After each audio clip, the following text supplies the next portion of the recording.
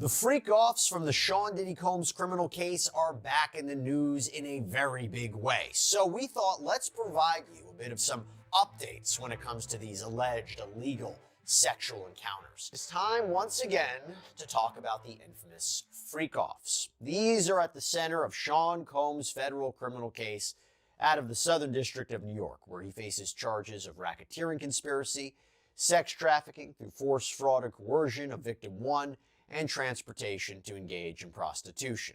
Trial currently scheduled for May 5th, 2025. I want to go back to the indictment because this is really where it centers upon it. So it alleges that Sean Combs and other members and associates of the Combs enterprise wielded the power and prestige of Combs' role at the Combs business to intimidate, threaten, and lure female victims into Combs' orbit, often under the pretense of a romantic relationship.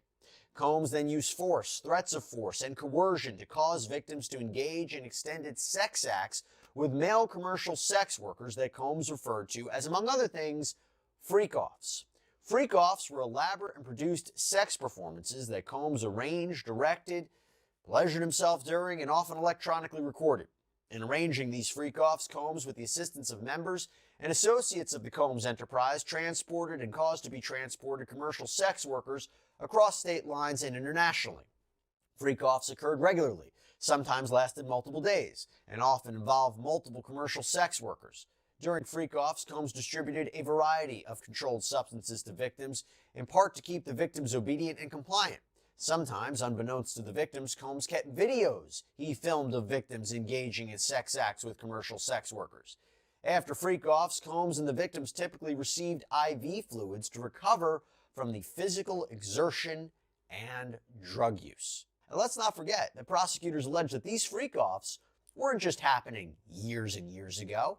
In one of their letters to the court, they wrote, "Indeed, since at least in or about January 2024, when the defendant was unquestionably aware of the criminal investigation, the evidence shows that he is engaged in multiple freak-offs, some involving the interstate transportation of individuals to participate, has continued to use narcotics, and has contacted multiple witnesses." Now, I think there's a fair argument to say that Sean Combs' defense counsel isn't going to shy away from the term freak-off. They might accept, yeah, Sean Combs called these sexual encounters freak-offs. Yeah, they weren't with commercial sex workers, but maybe it was group sex, or maybe it was things that were filmed with him and a partner of his, but it doesn't make it illegal.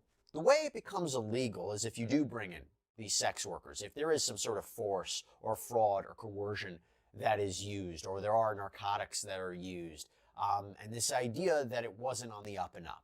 But I think they're going to say it might be different from what you and I do, but it's not necessarily illegal. I want you to keep that in mind. And obviously, as you heard there are elements to the racketeering charge, this kind of idea that there was a criminal enterprise that engaged in all sorts of illegal activity. Sean Combs was leading it. The sex trafficking, again, you particularly moving people across state lines for commercial sex acts. There has to be an element of fraud or force or coercion. Combs' attorneys filed a letter asking Judge Arun Subramanian, this is the judge in the Southern District of New York who is overseeing this case, they are asking him to order the prosecution to electronically produce videos of the freak-offs to the defense. And the reason they want these electronically produced, the reason they want copies of these in their possession to review and analyze, and why they need the court to step in, is because they say that under the current protective order in this case regarding how evidence will be viewed and disseminated, the video evidence is available for inspection only, right? They have to go to a certain place provided by the prosecution in order to view these videos. They say that's not fair. And according to the defense, the federal prosecutors refuse to produce over these videos to them. But more importantly, and this is the key, Combs' lawyers write, we need these videos because they prove our client is innocent. Quote, having reviewed these videos, it is now abundantly clear that they confirm Mr. Combs' innocence and that their full exculpatory value cannot be investigated and used unless they are electronically produced. The 9 videos at issue are the so-called freak-off tapes with victim 1 that the government has repeatedly referenced, causing wild speculation in the media. Contrary to what the government has led this court and the public to believe, the so-called freak-offs were private sexual activity between fully consenting adults in a long-term relationship. Like many Americans in the privacy of their own bedrooms, they sometimes filmed their sexual activity. These videos unambiguously show that the person alleged in the indictment to be victim one not only consented but thoroughly enjoyed herself. And we believe victim one to be Cassandra Ventura. This is Diddy's ex, who first filed that initial sexual assault lawsuit against Combs back in 2023. She was also in that infamous surveillance footage that was published by CNN months ago, where you see Sean Combs in a towel beating Cassandra Ventura, dragging her, kicking her. The filing goes on to say, quote, "Moreover, contrary to innumerable sensationalistic media reports, the videos do not depict sex parties. There are no secret cameras, no orgies, no other celebrities involved, no underground tunnels, no minors, and not so much of a hint of coercion or violence." So not only talking about the allegations in the indictment, but also all of the claims that have been made in the media as well. Now, far from the government's lurid descriptions, the videos show adults having consensual sex, plain and simple. At bottom, this case is about whether victim one was or was not a willing participant in her private sex life with Mr. Combs. The videos confirm that she plainly was. And the defense in this letter describes victim one in these videos as, quote, "happy, dominant, and completely in control." They write, "There is no evidence of any violence, coercion, threats, or manipulation whatsoever. There's no evidence that anyone is incapacitated or under the influence of drugs or excessive alcohol consumption. There is certainly no evidence of sex trafficking." That's what they say. They go on to write, "The premise that freak-offs are inherently dangerous shows that the government seeks to police non-conforming sexual activity and that it assumes, despite all evidence to the contrary, that a woman's willing participation must have been coerced." So again, that idea of doesn't seem like they're shying away from these freak-offs, but saying, while the freak-offs might be unusual, they're not illegal. Now, the defense also says that they reviewed photographs that they say victim one allegedly sent to Sean Combs, and they too appear in their characterization, quote, "to reflect entirely consensual sexual activity." And the defense also claims in this letter that these recordings corroborate what witnesses have told the government. And they don't really explain more about that, but that seems to suggest that these witnesses are going to be helpful to Sean Combs' defense. Maybe these are sex workers who were there and say, look, our opinion, Cassie consented to everything that was going on, or victim one consented to everything that was going on. Now, we actually spoke with criminal defense attorney Bradford Cohen about this, and he's represented celebrities like Drake, Lil Wayne, Kodak Black. And the question is, based on the defense's characterization, is this the end of the prosecution's case, right? Do these videos prove that Sean Combs is innocent?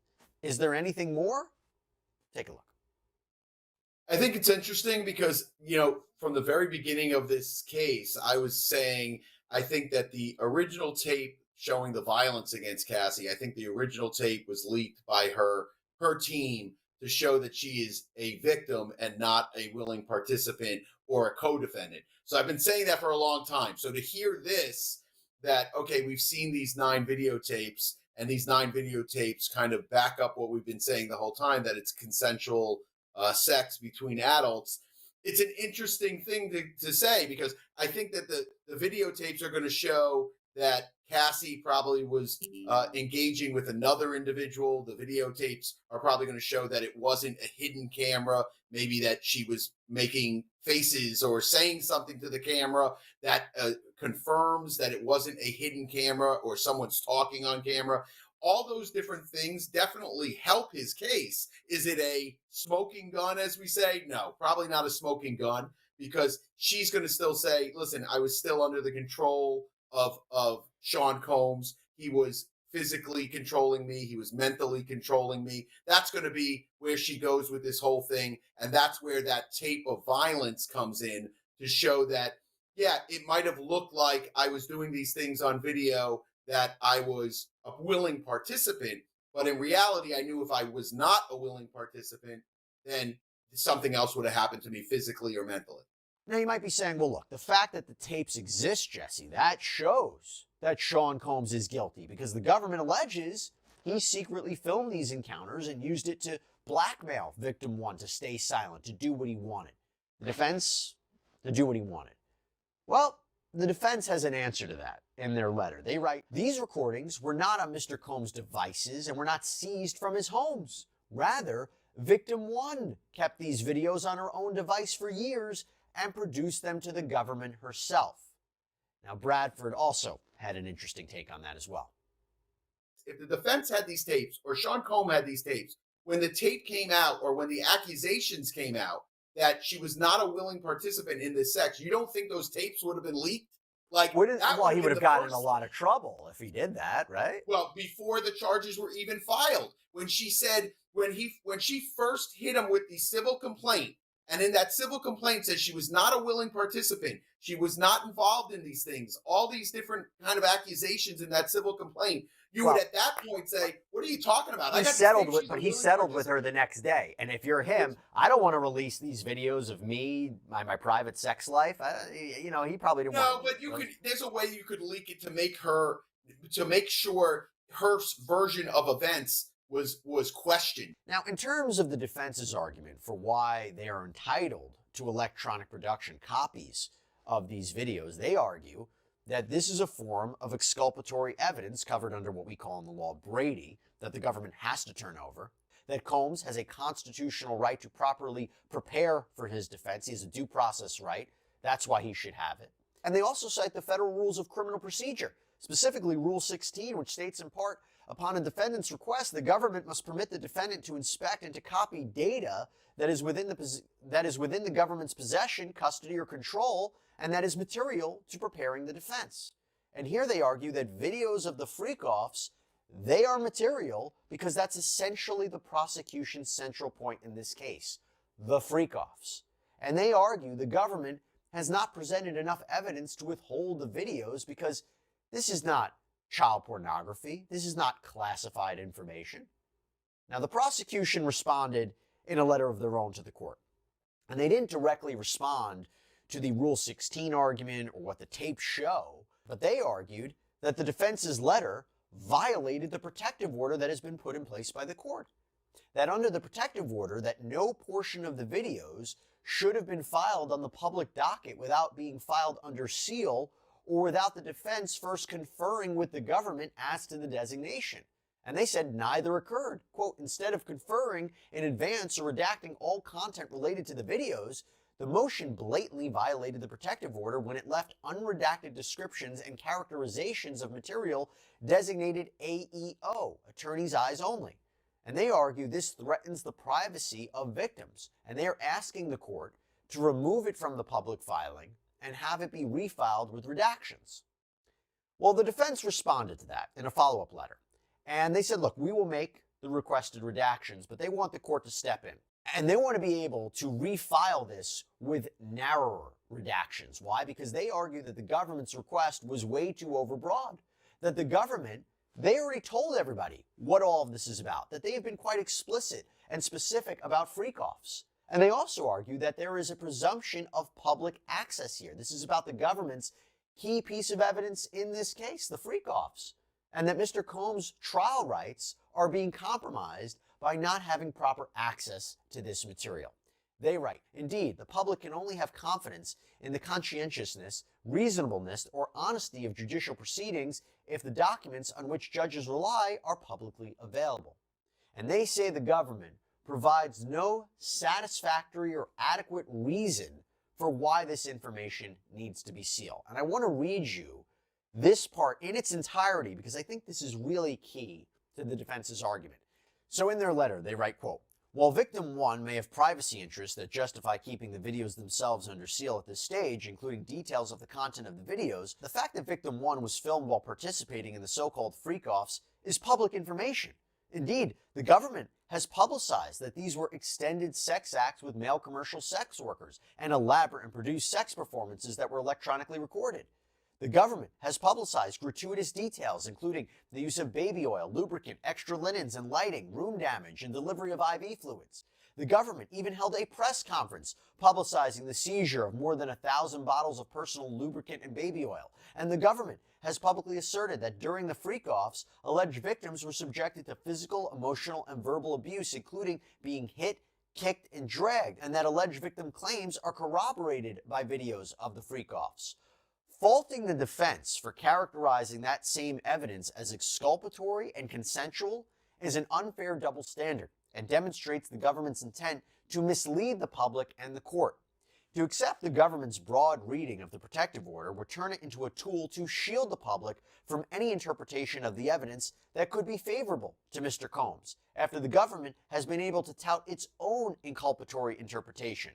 The result will be an unfairly polluted jury pool, manufactured by the government's misleading narrative and widely disseminated by the press.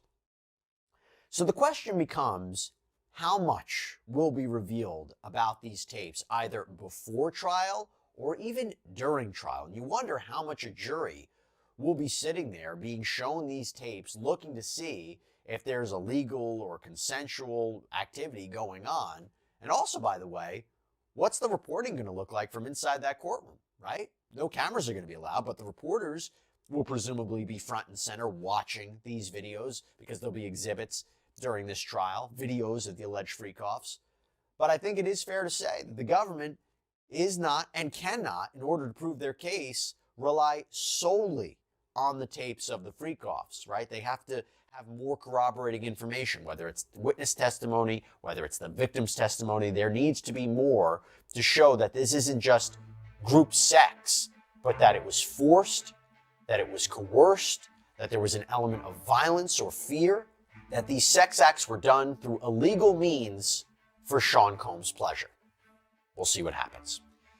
That's all we have for you right now here.